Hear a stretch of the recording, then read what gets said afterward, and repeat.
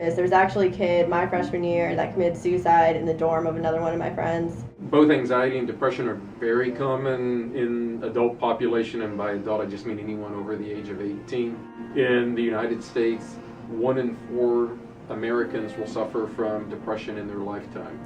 A huge percentage of individuals suffer from various degrees of anxiety, and a lot of times individuals are reluctant to come in and to seek help because they feel like, oh, this is something I should just be able to do on my own and get better. And so unfortunately sometimes in those instances they're really suffering in silence. These days, to get admitted to a locked inpatient psych unit, the person pretty much has to be in a crisis of some sort. So they're at a very, very low point in their life. They're not able to function, not able to get out of bed, not able to take a shower and do the things, remember to eat, the things that we all take for granted because we're not struggling with a major mental illness right now.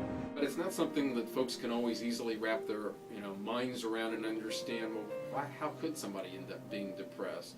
There is still that kind of mentality out there in the United States that, oh, you're just having a bad day, so just snap out of it and everything will be better. Well, if you're just having a bad day, that'll probably work. If you have a full-blown depression, you may not be able to get out of bed. You may not even find your boots. It comes back to education and awareness, understanding what a mental illness is, and that's not somebody's lack of bad judgment, or having bad judgment rather, and it's not a personality defect that they just choose to be lazy and not get out of bed and not eat and not go to school and things like that. They'll make fun of basically of the idea of mental illness. There is this idea that mental illness is just some sort of taboo subject. You're not allowed to talk about it in serious terms. If you talk about it at all, it has to be in some sort of joking term. Anytime I've heard anybody bring it up seriously, everybody else within the conversation will start to skirt around the subject, try and get out of it as much as possible. For those individuals who are college age, the most common things are transition problems, people coming from often out of state, leaving home for the first time. That's a very common thing. The sad reality is that it will depend on the type of insurance that a person has, and many insurance programs either don't cover mental illness as something that they will treat, or they cover it to a far lesser extent than they would if you had diabetes or high blood pressure. And by that, I mean that if you have depression or anxiety, and again, you're not a college student, but you're someone out in the community, your insurance company may say, okay, well, we'll give you 4 visits with the psychiatrist and you've got to be completely better because that's it. And after that, you're going to have to pay out of pocket.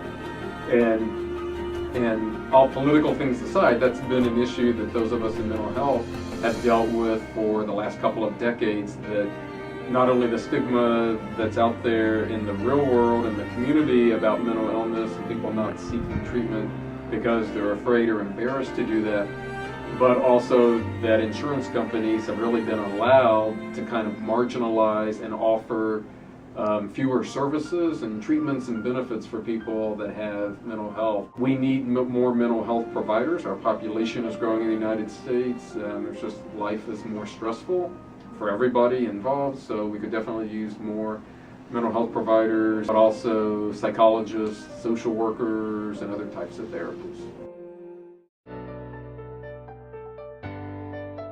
I have talked with people in the community that have said, I'm very thankful for NAMI Bluegrass because I didn't know where to turn, I didn't know what to do when I found out my son was diagnosed in his early 20s with schizophrenia, or my daughter's been struggling with bipolar disorder and drug abuse, and I didn't know the resources and I didn't know what to do, but I was able to talk to somebody at NAMI Bluegrass and they were able to point me in the right direction, and I also got support for myself and my family, so I know that it's made a real impact. Literally over the last 2 decades, I've just watched NAMI Bluegrass grow.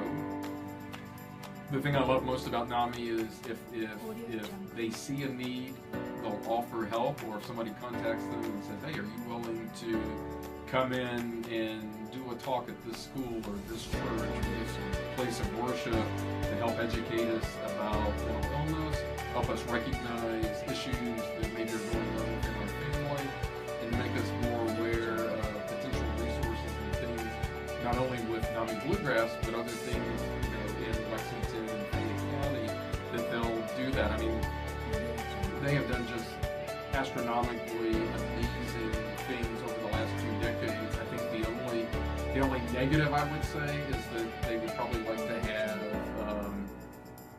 even more people involved in NAMI, just to get the word out. There's always more work to do, and more people aware of the needs that they have as a nonprofit. So with greater financial support, you can always do more talks, buy more brochures, go out and do more things.